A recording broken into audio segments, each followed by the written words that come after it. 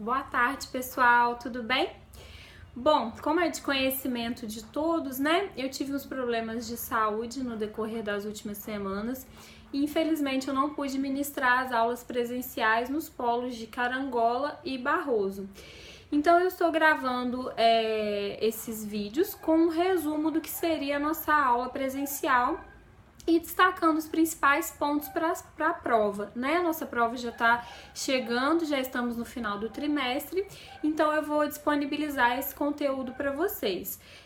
Eu vou dividir os vídeos, pessoal, em 3 momentos. No primeiro momento eu vou trabalhar os principais tópicos da aula 1 a 3, depois da aula 4 à aula 7 e o terceiro vídeo vamos trabalhar as aulas finais, tá? E eu vou disponibilizar também os slides que seriam utilizados na aula presencial. E aí vocês, assistam o vídeo, como eu falei, ele vai ser um resumo, né? Deem uma lida nos slides e qualquer dúvida, qualquer dificuldade, vocês sabem que a gente está à disposição para auxiliá-los, tanto eu quanto a tutora. Só vocês entrarem em contato com a gente, tá bom? Bom, para começar, é importante a gente abordar o conceito de gestão participativa. É importante, gente, que esse conceito fique bem claro para vocês. Então, a gente vai trabalhar aquele conceito lá do iniciozinho da apostila, lá da nossa aula 1, que fala o seguinte: o que é a gestão participativa? Essa gestão, gente, na verdade, é um modelo de gestão, ou seja, é uma forma de se administrar, né, que permite a participação da população nos processos de tomada de decisão e de organização dos recursos públicos. Podem ser esses recursos financeiros, humanos, técnicos, tá? E essa participação, ela vai ser materializada através de canais institucionalizados de participação. Então, nós temos os fóruns, né, os conselhos, as plenárias, que são justamente esses espaços que vão permitir essa participação popular, tá?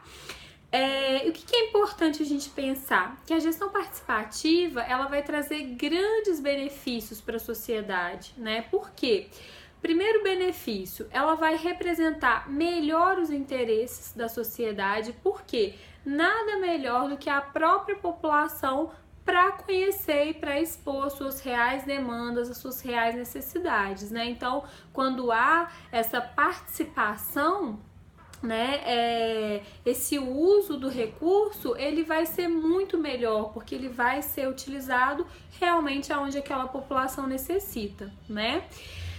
Um outro benefício muito interessante é a questão do estímulo ao exercício da participação cidadã, ou seja, através da gestão participativa, as pessoas elas vão estar exercendo de uma maneira mais real, né, o seu papel enquanto cidadãos, eles vão estar participando ativamente. Então é muito importante essa participação cidadã, né?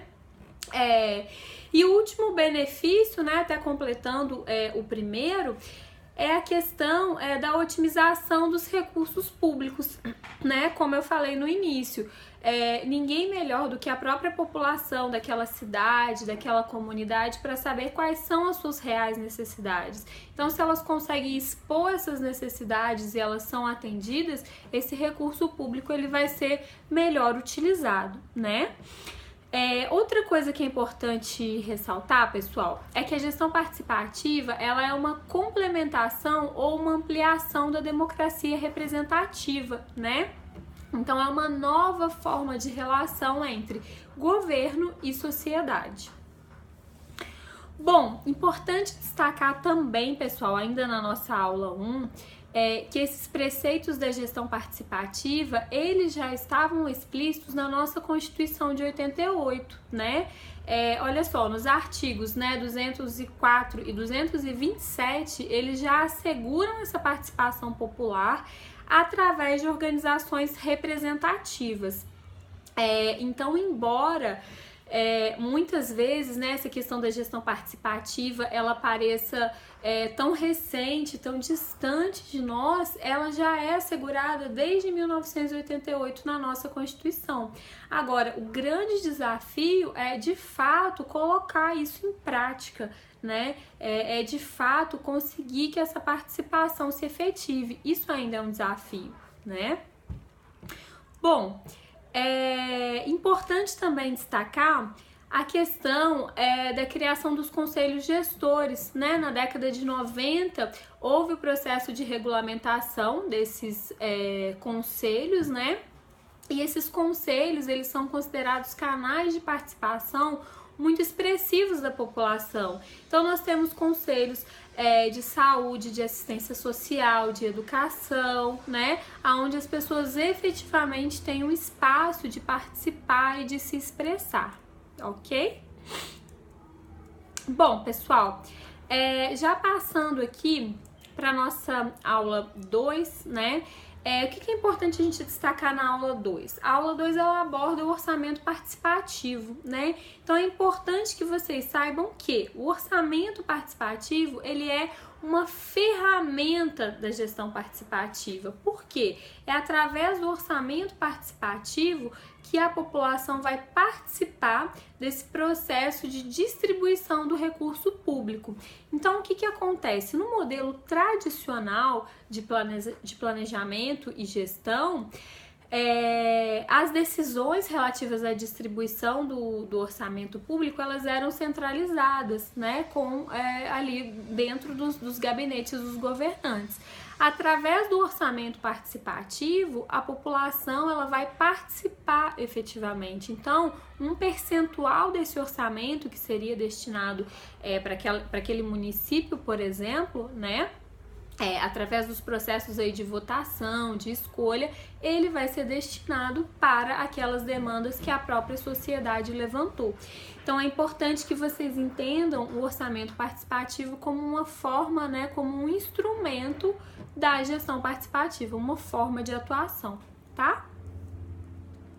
E aí na apostila é legal vocês darem, né, uma revisada depois, tem alguns exemplos bem bacanas de casos de implementação do orçamento participativo que tiveram sucesso aqui no Brasil e também de casos de insucesso, né? Então é importante vocês estudarem, compararem, né? O que houve de errado, né? Que fez com que essa implementação não desse certo, ou quais foram os fatores interessantes que permitiram essa implementação com êxito, né? É interessante a gente fazer essa comparação, ok?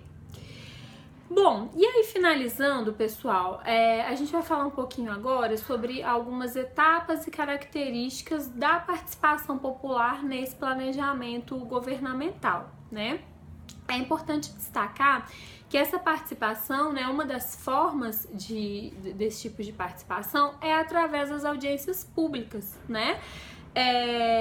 Durante o processo de elaboração e discussão dos orçamentos, né? E também no momento de avaliação do cumprimento das metas estabelecidas. Então, essas audiências públicas, elas foram instituídas pela Lei de Responsabilidade Fiscal e elas são espaços que oferecem à sociedade uma oportunidade efetiva de participar dessas decisões de alocação dos recursos públicos, como a gente comentou agora há pouco, né? A questão do orçamento participativo, tá? Lembrando que é importante que uma lei municipal seja editada para que possa disciplinar e organizar a ocorrência dessas audiências públicas, tá? Bom, uma outra questão que é importante a gente lembrar também são as outras formas, né, de representação e de participação do cidadão nesse processo decisório. Ou seja, afinal de contas, em que momento que o cidadão participa? Somente através da audiência pública? Não, nós vamos ver que existem vários momentos, várias formas, né, de participação.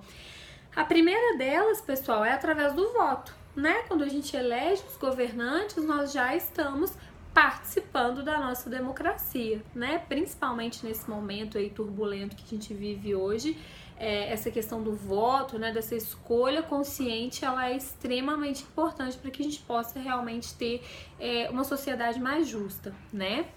Além do voto, nós temos as audiências públicas, né? Que eu já comentei, onde os cidadãos eles são convidados a discutir essas decisões da administração pública. Temos também os conselhos deliberativos e consultivos, né, onde os cidadãos vão participar também desse processo decisório de alguns órgãos públicos, né, como já falamos, Conselho da Criança, da Saúde, Assistência Social, Educação, esse também é um momento de participação. E ainda temos as associações comunitárias que representam interesses de grupos, né? Pode ser uma associação de bairro, de distrito, né? De interesses específicos, como associação de pais e alunos, por exemplo, né? Então essas associações elas também são momentos, oportunidades de participação popular. E temos a participação do cidadão no momento de elaboração do Plano Plurianual, da Lei de Diretrizes Orçamentárias e da Lei Orçamentária Anual. O cidadão também tem o direito de participar desses momentos de elaboração e definição do orçamento público, ok?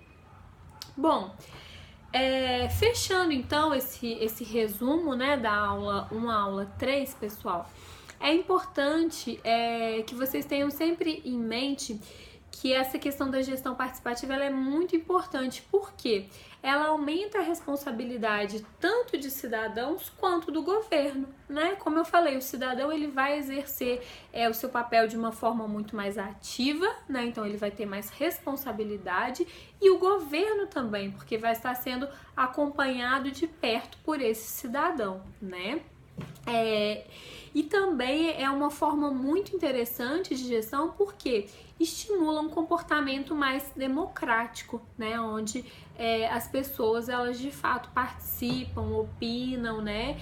E ajudam a escolher o que é mais importante ali para o seu município, para a sua comunidade, enfim. Ok? Então essa foi a revisão da aula 1 a 3. Na sequência a gente vai continuar com os outros blocos. Obrigada, até já!